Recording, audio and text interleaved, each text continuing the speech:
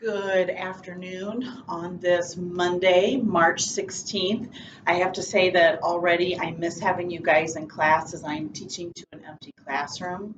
Today, I want to video record myself teaching notes that I have up on the board that are kind of going through and recapping some of what we've already discussed, in addition to wrapping up the rest of the importance of Beatty's speech in part one.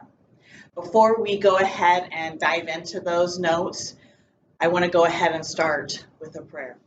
In the name of the Father, and the Son, and the Holy Spirit. Amen. Dear Lord, I just thank you for this opportunity to be able to still teach the content and for students still to have the opportunity to learn.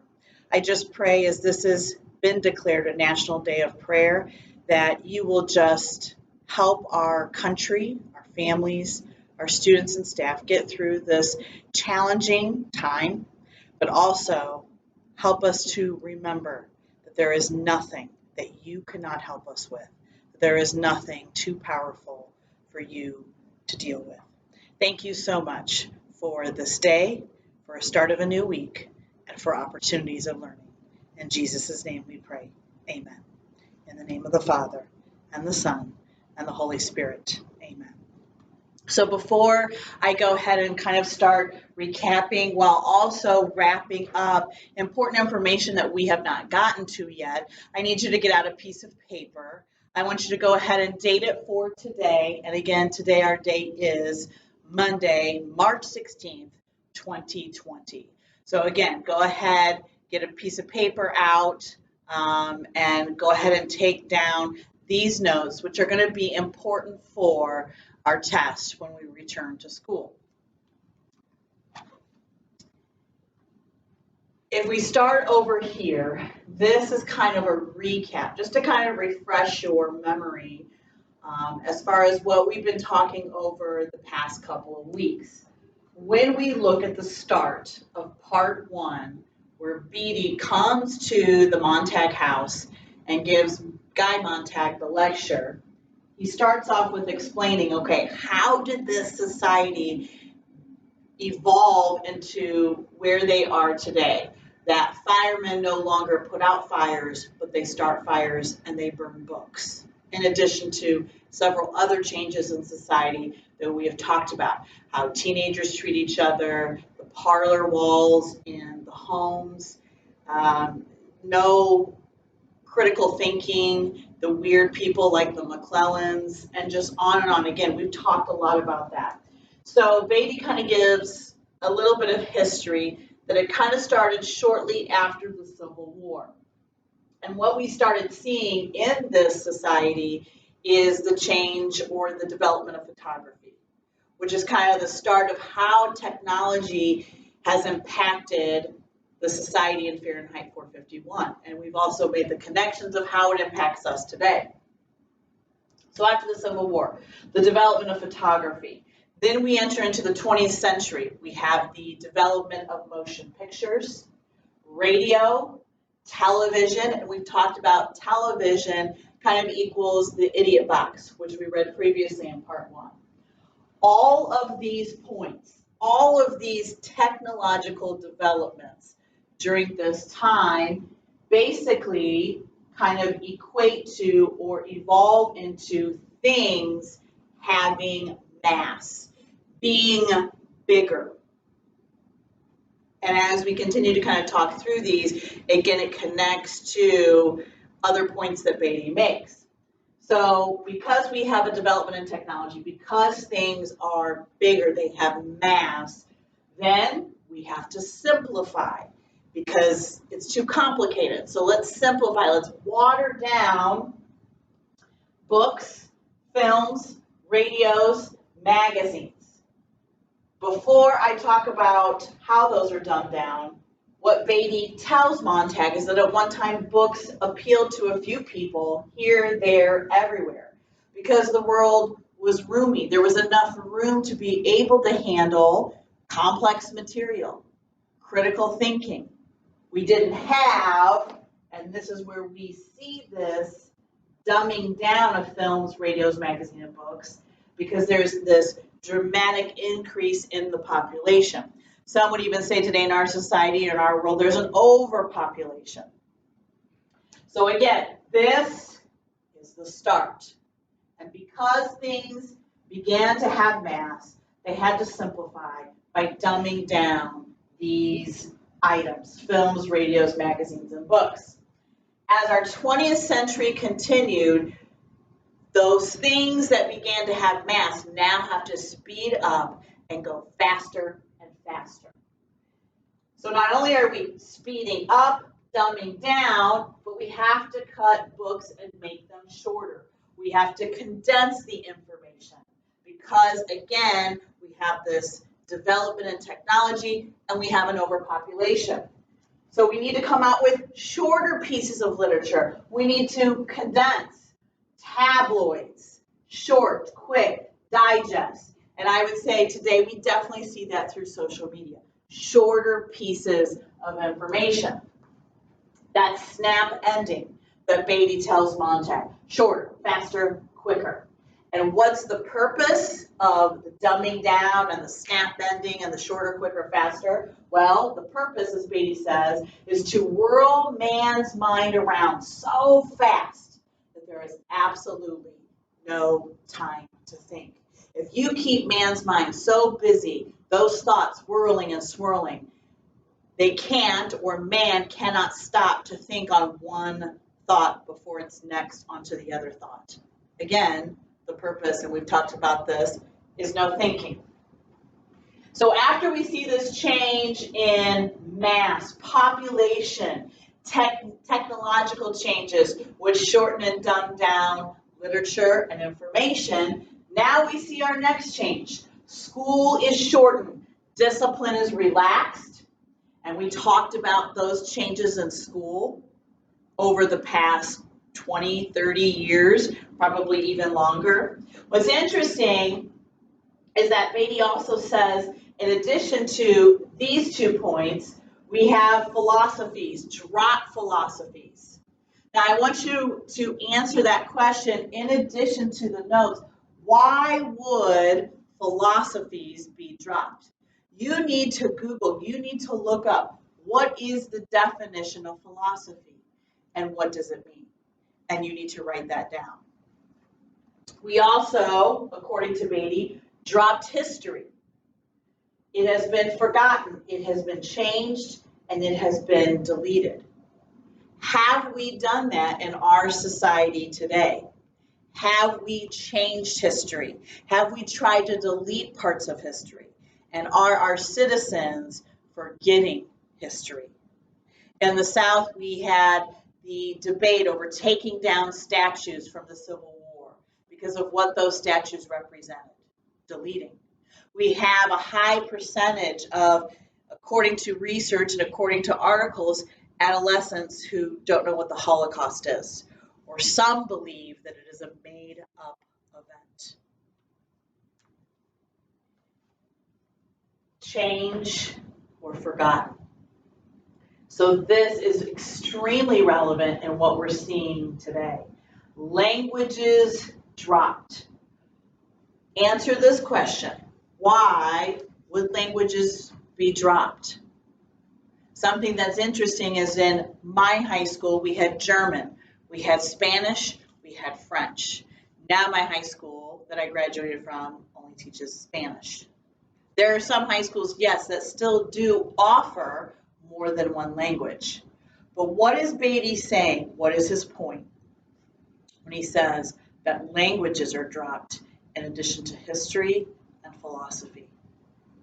Again, I want you to write down the answer to this question. Why do we want to drop these specific areas? And then finally, and this is an item that we talked about in class, English and spelling. They are neglected and almost completely ignored. And that is without a doubt something that we are seeing and continuing to see in our schools and in our society today. What is life in this society? Life is immediate, now. Life is the job counts. Well, what does that mean, the job counts? Is it more of a focus on the job, work? What does that mean in your opinion? Write that response down. Happiness and pleasure. That is what life is all about in the society in Fahrenheit 451. And does that correlate to our society today? In your opinion, answer that question. Is the lives of American citizens, maybe even the world, mostly focused on happiness and pleasure? Why do you think that? Answer that question. And finally, life in this time period is, why do we need to learn anything? In this society, there's no need to learn.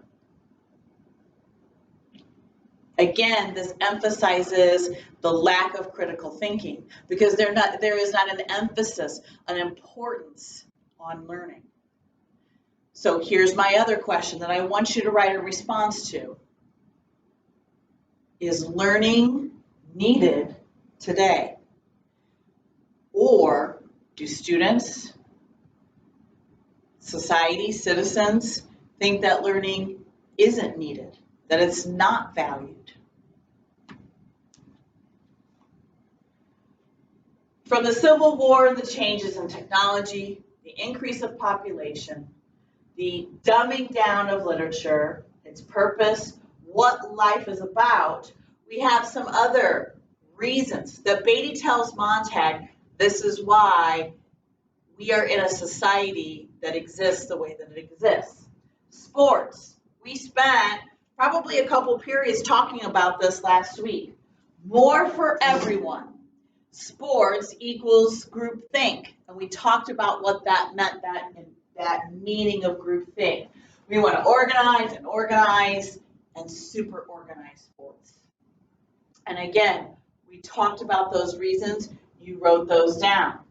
What I want to add to this sports part that Beatty talks about and addresses is that we're also seeing that everybody gets a participation trophy.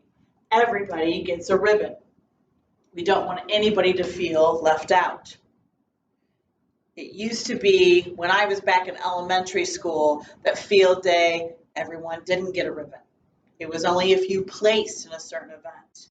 Fast forward from when I was a little girl to probably when I really started noticing it is when I had my own children.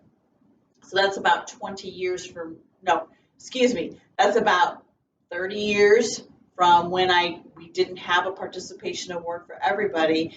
And my children, whether they did poorly, whether they did great, whether they beat, everyone received a trophy. Everyone received a participation award. Is that a bad concept or is that good? I want you to answer that question. Should, no matter what the extracurricular activity, especially in sports, should everyone receive a participation award? And then you see that I have this other note about birthday parties. Again, when I was younger and went to birthday parties, you brought a gift for the person's birthday that you were celebrating. And fast forward, now when my children are invited to birthday parties, they come back with a goodie bag. Everybody leaves with a goodie bag. Why can't we be happy for just bringing a gift to celebrate and honor that person's special day? Is it because we don't want kids with hurt feelings because they brought a gift but they didn't get anything? What do you think about that?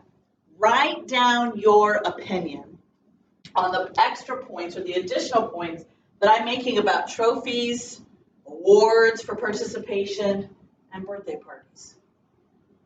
So moving on from those two ending questions that I want you to write about, now back to, again, we see this connection as Beatty continues between the dumbing down of literature, the changes in technology. Well, that has an effect on books, more cartoons and more pictures.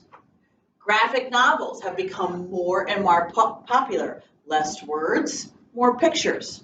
Are graphic novels bad? What do you think? Write down your opinion. have those dumbed down reading for elementary, middle school, or even high school students. Because we have more pictures, because we have less words, then what Beatty says is that the mind drinks less and less knowledge, less and less information, which equates to not as much critical thinking. I'm entertained through the pictures, and I'm not utilizing my thoughts, my thinking, and my brain. The other impact from, again, all of this from where Beatty started is impatience. Society in F451 is impatient. Are we impatient in our society today? Do we have to have everything now? Can we not enjoy maybe a slow start to a book or a slow start to a movie? Do we need that instant gratification? Have we been spoiled by the fact that we do have instant gratification through video games, through social media, through YouTube videos, and through Netflix? Are we not patient for a journey, a tale, or a story? Political correctness was a huge concept that Beatty talks about, and several of you felt that this defines America today, that there is this concern of being politically correct, saying the right terms, not offending anybody, not hurting anybody's feelings. The less controversy, Beatty says, the better. The less controversy, the better. If everybody kind of agrees or nobody questions and there's less controversy, there's less debate, what's the benefit of that in Fahrenheit 451 society? And here's another question I want you to answer. Is controversy good? How do we maybe offend someone without crossing the line? Or should we never offend someone? These are questions I definitely want you to have answers to as I'm going through and kind of recapping these notes. And because we have political correctness, we don't want controversy in the 450 or Fahrenheit 451 society, that our literary content keeps dumbing down. It turns into a vanilla tapioca pudding and dishwater. And we talked about the significance of those comparisons to literary content, dumbing them down. But, and this is where we left off before we found out on Friday that we were going to be closed for the next few weeks. All of this that I've kind of recapped, the Civil War, the advancements in technology, the 20th century advancement, overpopulation, political correctness, superorganization of sports, everyone gets a participation award, the dumbing down of literary content, schools shortened, discipline relaxed, all of this, and this is critical, did not come from the government. No, censorship didn't start with the government. What did it start with? There are three main points that Beatty gives as far as how this came about. Technology and the advancements. Mass exploitation. In other words, use or using the masses. Well, what do you think that means to use the masses? What does it mean when you use somebody in a way that doesn't have a good intention? And finally, minority pressure. What Beatty says to Montag is that these 3 points, again, which didn't come from the government, did the trick. So in other words, we did this. We allowed this society to occur in Fahrenheit 451. And what seems to be ironic and maybe even scary is that we seem to be allowing the exact same actions, procedures, and changes to occur in our society today. So that begs the question, Why? Why would the people in this society, and we can even say in our society, why would they allow this to happen? Well, yes, the government and the firemen, they burn, they destroy books. We know this because they don't want people to read it. They don't want people to critically think. But, and again, our second big but, this practice began because society was interested in two main components, and that is other forms of entertainment and instant gratification. Again, the reason this society occurs in this book is for these two reasons. This society values other forms of entertainment and instant gratification far more than knowledge and education. Here's my next question that I want you to answer. Are we the same? Do we value other forms of entertainment? Do we value instant gratification more than education and knowledge? Why? If you think that we do value other forms of entertainment, instant gratification more than we value knowledge and education, why? Why do we value that more? What are the reasons, because there's more than one, that we value, again, other forms of entertainment and instant gratification?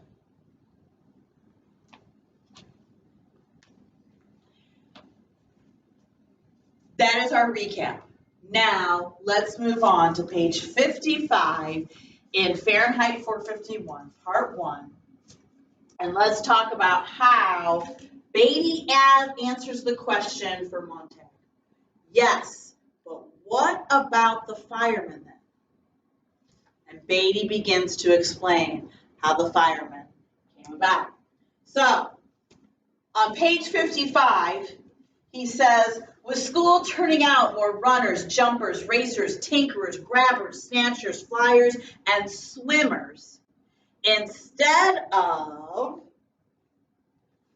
examiners, critics, knowers, and imaginative creators, the word intellectual, of course, became the swear word it deserved to be. We dread the unfamiliar. So let me kind of break that down a little bit. What society, again, in this evolution of change, we were turning out people that did. Again, it ties back to sports. More for everyone. Group think. We're turning out those type of students and less that do this. We don't have as many students in Fahrenheit 451 that examine things, that critically think, critically question, well, why is this? Is this necessary? Is this right or wrong? We don't turn out knowers. And we don't turn out those that are imaginative and that use their imagination to create. Again, intellectual is a bad word. It's a swear word, and it has no good connotation. We don't want anything that is unfamiliar.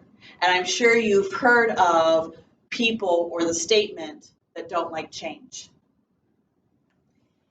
As Beatty continues on talking about the significance of who or what are we turning out, he talks about the exceptionally bright student. Everyone knows who they are in class. I know, you know, your parents knew. Who the exceptionally bright student, maybe it was more than one, and they actually enjoyed participating in class. They raise their hand, they want to discuss, and they have questions. And that exceptionally bright student, according to Beatty, did most of the answering. While the other students sat in class, Beatty describes them as many leaden idols. Well, what does leaden mean? What is lead? It's kind of like heavy. Again, mass, big, kind of like a lump sitting in a desk at school. And those leaden idols, those other students, while that exceptionally bright student who did most of the answering, they hate him or her. I've even seen that in my own teaching career, where if a student is really engaged, other students have made fun of him or her, calling out the word try hard, calling out the word nerd, and making fun of a student who maybe is curious, who wants to know more. The result, the student possibly shuts down and doesn't participate. Or we have students that want to participate, that are curious, but don't want to be made fun of, don't want to look like a nerd or a tryhard. As a result of that bright student, Beatty says, they are tortured or beaten. Because again, in this society, they dread the unfamiliar. And so they try to beat down someone's curiosity, that examiner, that critic, that knower, and that imaginative creator. So the next question, is this the case in our schools today? Do we make fun of that exceptionally bright student? Is it uncool to want to try, to want to learn? Yes, we have students who get A's, but is it because they've really tried to earn that A? And I'm not saying it's all students, or is it what's the easiest way that I can earn an A without really having to put in a lot of work?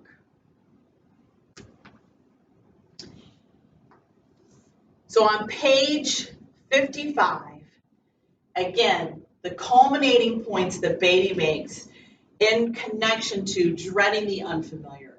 And this exceptionally bright student, he says that we must all be alike. This is at the bottom of 55. Not everyone born free and equal, as the Constitution says, but everyone made equal. Each man the image of every other. Then all are happy.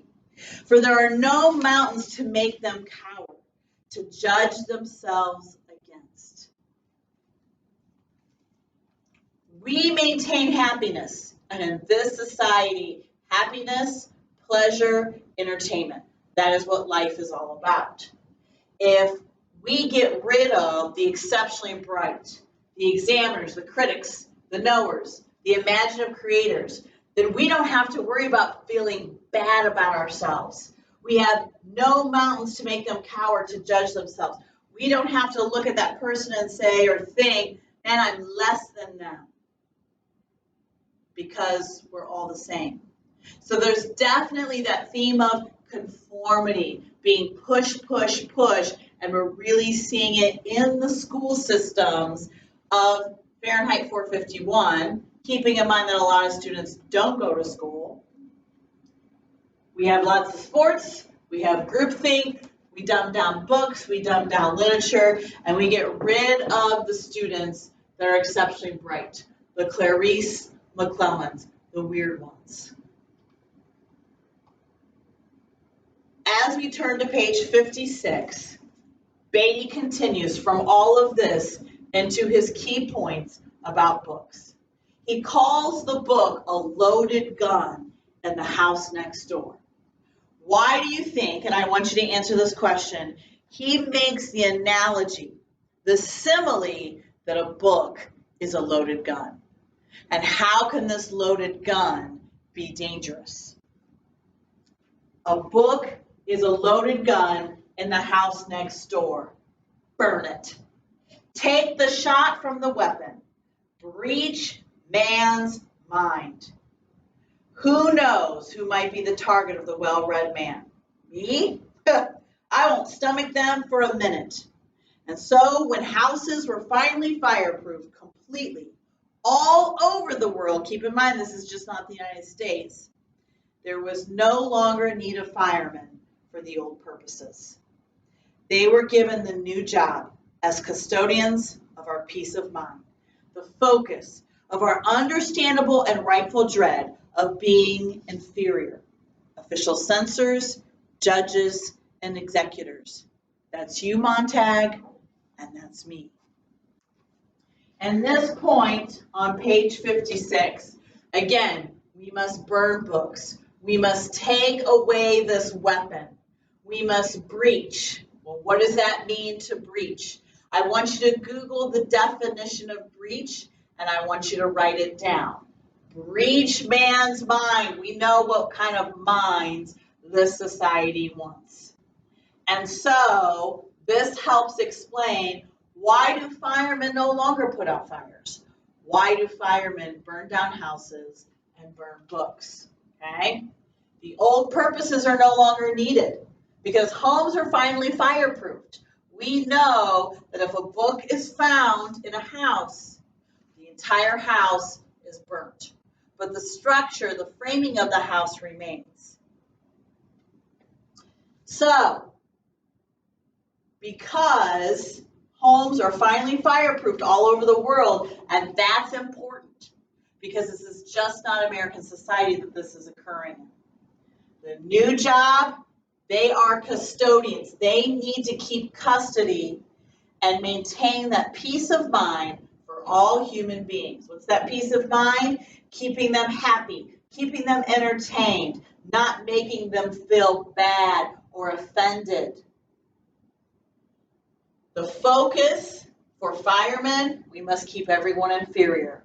Again, leading to the purpose of burning books. Firemen are the official censorship authority. They must censor. They must get rid of those books. They are the judges, and they execute burning down the houses, hunting people down. Again, the exceptionally bright.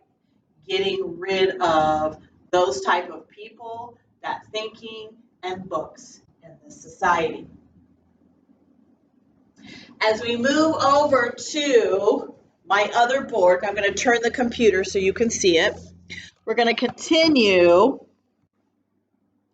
by talking about the next couple of pages. On 56, Beatty continues by saying that civilization is so vast. It's so much. It's so big.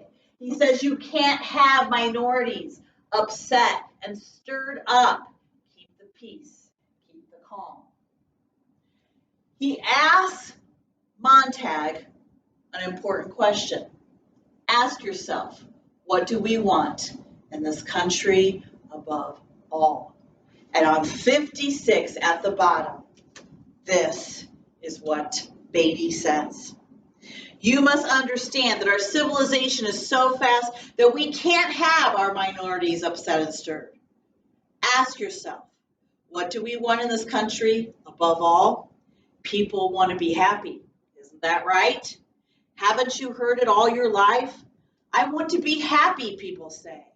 Well, aren't they? Don't we keep them moving constantly? Don't we give them fun? That's all we live for, isn't it? For pleasure, for titillation. And you must admit, our culture provides plenty of these. I want you, before I continue on explaining, that you need to look up the definition of titillation on page 56 in that last full paragraph. Beatty asked Montag several questions. I want you to answer them for our society today in 2020. What do we want in this country above all? Do we want people to be happy? Have we heard that this is what we want all our lives? I want to be happy. And aren't we happy because we have constant entertainment? Do we keep them moving? Do we keep ourselves moving? Is it a go, go, go, go, go all the time, constantly? Doesn't our society give people today fun? Is that all we live for? Do we just care about pleasure, entertainment, and titillation, with no care or concern for education or knowledge? Again, I want you to answer those questions for our society today. The very same questions that Beatty asked Montag. On the top of 57, I want you to listen or to read along as Beatty gives another reason, kind of carrying on from 56. Colored people don't like Little Black Sambo. Burn it. White people don't feel good about Uncle Tom's Cabin. Burn it. Someone's written a book on tobacco and cancer of the lungs. The cigarette people, the cigarette companies are weeping. Burn the book. Serenity, Montag. Peace, Montag. Take your fight outside. Better yet, into the incinerator. Funerals are unhappy and pagan. Eliminate them too. 5 minutes after a person is dead, he's on his way to the big flue, the incinerators, serviced by helicopters all over the country. 10 minutes after death, a man's a speck of black dust. Let's not quibble over individuals with memoriams. Forget them. Burn all. Burn everything. Fire is bright and fire is clean. In that paragraph, Beatty keeps emphasizing this statement. Burn it, and burn the book, especially after his questions. So again, I want you to answer this question. Why does burning the books in that paragraph, Little Black Sambo, I want you to look up what is that book about. Just write down a brief synopsis. Uncle Tom's Cabin, look up that book. Write down, what is that book about? Why would one book offend or hurt colored people's feelings? Maybe they don't like it. Why? And why would Uncle Tom's Cabin make white people not feel good? Why are funerals a problem? Again, it emphasizes burning books, getting rid of everything that doesn't make people happy. This quote is extremely important. Beatty ends the paragraph with burn all, burn everything. Fire is bright and fire is clean. So I want you to write down what you think the meaning of this quote is. First of all, why does he say burn all, burn everything? Obviously, it's not everything because they still have somewhat of a society. And then what is his meaning in the second line? Why is fire bright and why is fire clean? Especially this last part. What's the significance of fire being bright and fire being clean? We also, on 57, finally get to Beatty's explanation of Clarice. Montag asked the question on 57 because he knows or he assumes Clarice is dead. And he asks Beatty, but she was different. How? How did she happen? How could someone like Clarice, who's so different, who the government and firemen want to seem to wipe out, how did she even come about?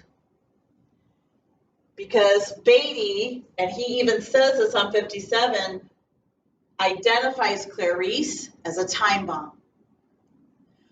Answer that question right now. What do you think Beatty means by Clarice being a time bomb? Well, let's look at, again, 57. We're going to look at the last paragraph on the bottom of page 57. And here's Beatty's response. Here or there, that's bound to occur. Clarice McClellan, we have a record on her family. We've watched them carefully. Heredity and environment are funny things. You can't rid yourselves of all the odd ducks in just a few years. The home environment can undo a lot you tried to do at school. That's why we've lowered the kindergarten age year after year until now we're almost snatching them from the cradle. We had some false alarms on the McClellans when they lived in Chicago. Never found a book. Uncle had a mixed record, antisocial. The girl, she was a time bomb. The family had been feeding her subconscious, I'm sure, from what I saw of her school record. She didn't want to know how a thing was done, but why. That can be embarrassing. You ask why to a lot of things, and you wind up very unhappy indeed if you keep at it. The poor girl's better off dead. And then Beatty continues. Luckily, queer ones like her don't happen often. We know how to nip most of them in the bud early. You can't build a house without nails and wood. If you don't want a house built, hide the nails and wood. If you don't want a man unhappy politically, don't give him two sides to a question to worry him. Give him one. Better yet, give him none. Let him forget there is such a thing as war. If the government is inefficient, top-heavy, and tax-mad, better it be all those than that people worry over it. Peace, Montag. Give the people contests they win by remembering the words to more popular songs or the names of state capitals or how much corn Iowa grew last year. Cram them full of non-combustible data. Chock them so damn full of facts they feel stuffed, but absolutely brilliant with information. Then they'll feel they're thinking. They'll get a sense of motion without moving, and they'll be happy. Because facts of that sort don't change. Don't give them any slippery stuff like philosophy or sociology to tie things up with. That way lies melancholy. Any man who can take a TV wall apart and put it back together again, and most men can nowadays, is happier than any man who tries to slide rule, measure, and equate the universe, which just won't be measured or equated without making man feel bestial, like an animal or a savage, and lonely. I know. I've tried it. To hell with it. So bring on your clubs and parties, your acrobats and magicians, your daredevils, jet cars, motorcycle helicopters, your sex and heroin, more of everything to do with automatic reflex. If the drama is bad, if the film says nothing, if the play is hollow, sting me with a theremin, loudly. I'll think I'm responding to the play when it's only a tactile reaction to vibration. But I don't care. I just like solid entertainment. Beatty is emphasizing, again, we can't always control the heredity of people because they inherit certain genes, certain intelligences. We can't always control that home environment. So obviously, there's going to be some odd ducks, but we can still work to make that less and less of a chance of happening.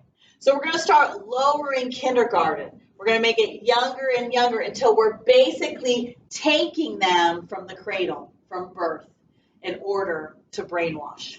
And what's interesting is that kindergarten, that word originates from Germany. It was actually a word that Germans Hitler made up, or not made up, I should say, created. Kindergarten. You start from very young.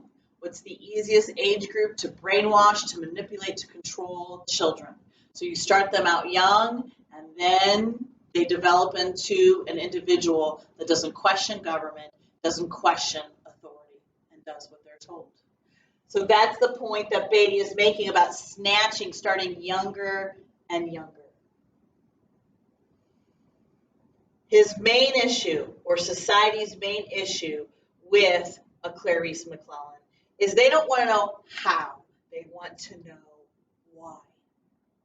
This is my goal for you as students, in that as you read this book and as you either have discussed in class or as you're listening to this kind of online lecture, I don't want this to ever go away. I don't ever want my students to stop asking why. My 5-year-old son is constantly asking why, that curiosity. And something happens. I don't know if it's second grade, if it's third grade, but something happens where more and more students stop asking the question, why?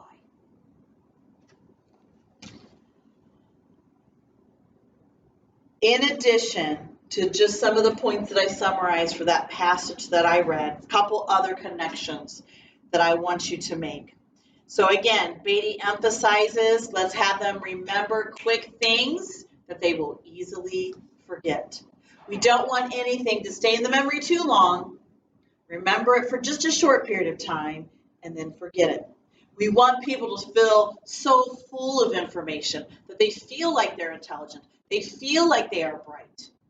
Don't we have that kind of same feeling with social media? I read all these articles. I'm exposed to all this information. I'm stuffed full of facts, and yet I know nothing. He also emphasizes, and this goes back to earlier in his lecture, that we need to get rid of, drop philosophy, history, and languages. And here he comes back to that point again. He says that we shouldn't give society no slippery stuff. What he means by that is philosophy, sociology, that doesn't have a clear black and white. It's a little more gray, and it makes people question, it makes people think, it makes people wonder. So that's why we have to drop those type of courses, or that's why we don't teach that type of content. We don't want anything that's going to confuse. He says that way lies melancholy. That way lies nothing but sadness, which is the opposite of what the society wants. We want to be happy.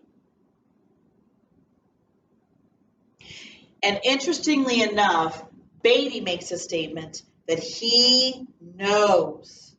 He's tried reading. He's tried thinking. We saw that earlier with the woman who set herself on fire. Montag couldn't remember what she said, and Beatty was able to state it verbatim. And he says, to hell with it. So he says to bring on, and he makes this long list, clubs, parties, acrobats, magicians, daredevils, jet cars. He goes on. And basically that list is entertainment. Bring on the entertainment. Bring on pleasure. Bring on instant gratification.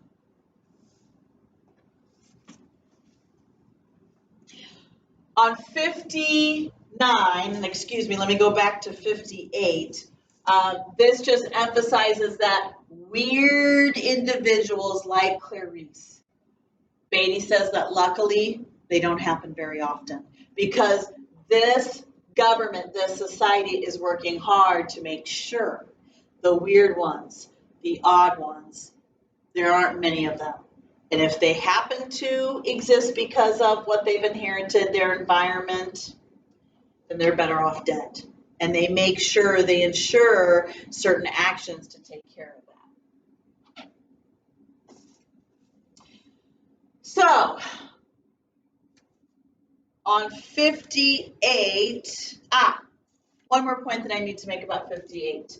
Up at the top, he talks about if society doesn't want a man to be unhappy, here's what Beatty emphasizes. If you don't want a man to be unhappy politically, then don't give him two sides to a question to worry him. Just give him one side.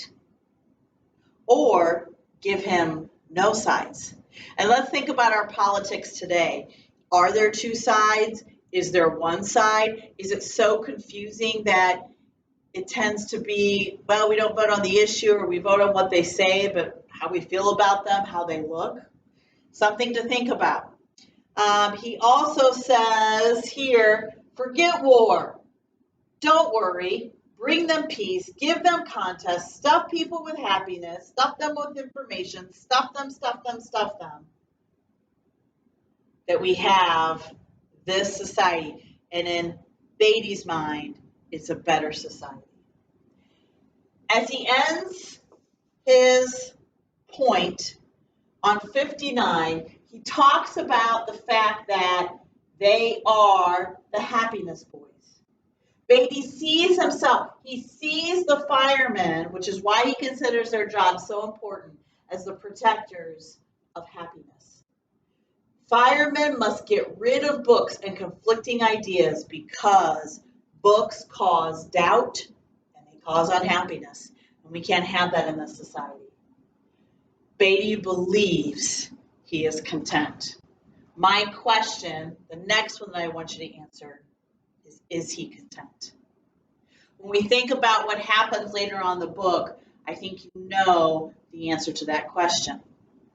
Here's another follow-up question. Are we content? Do we believe ourselves to be content? Are we truly content? When Clarice and Montag first met, Clarice asked him, "Are you happy?" That question bothered him because he thought he was happy. Again, do we think we're happy? Do we think we're content? One last thing, says Beatty. And again, this is on 59, so I'm going to flip this over for our last point for Beatty's speech. The last thing is the warning that Beatty gives Montag. Beatty knows every fireman gets an itch. Every fireman wonders, what do those books say? Why are we burning them? What is so dangerous about them? And Beatty even admits, I've read a few, but the books, they say nothing. Nothing you can teach or believe. Books are about non-existent people, figments of someone's imagination, if the books are fiction. And Beatty also asks, or tells, I shouldn't say asks, tells Montag that nonfiction is worse. And if they're nonfiction, it's worse. One professor calling another an idiot, one philosopher screaming down another's gullet, all of them running about, putting out the stars and extinguishing the sun. You come away lost. So in fiction books, and we teach fiction books from elementary, middle school, high school, even into college. Is it true that fiction books, there's nothing that can be taught from them, nothing that can be believed about them? Is it true that fiction books are just people that don't exist? It's just the author's imagination? Answer that question for me. Can anything be learned, taught, believed from fiction books? Why or why not? And why does Beatty say nonfiction is worse? Again, you've got to go back to that passage. One professor calling another an idiot. One philosopher screaming down another's gullet. What is Beatty saying about the fact that nonfiction is worse than fiction? So Montag's question to Beatty, right before Beatty leaves, is, let's say a fireman took a book home with him accidentally, of course. And here is Beatty's response. A natural error. Curiosity alone. We don't get over anxious or mad. We let the fireman keep the book 24 hours. If he hasn't burned it by then, we simply come burn it for him. So again, this is Beatty's warning to Montag. I know you have books. I know you have this curiosity. Look at the book, scratch the itch, and then burn it or get rid of it.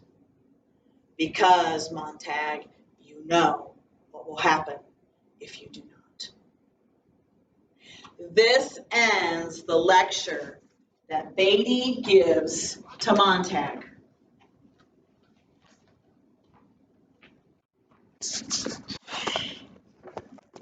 As you listen to me kind of go over, recap points that we've talked about, again, there are questions throughout that I want you to answer. And I know that I said write them down, but because of the extended learning situation that we're in, I do want you to type these so that you can upload them to Canvas for me to see, for me to ensure that you have taken these notes and answered these questions.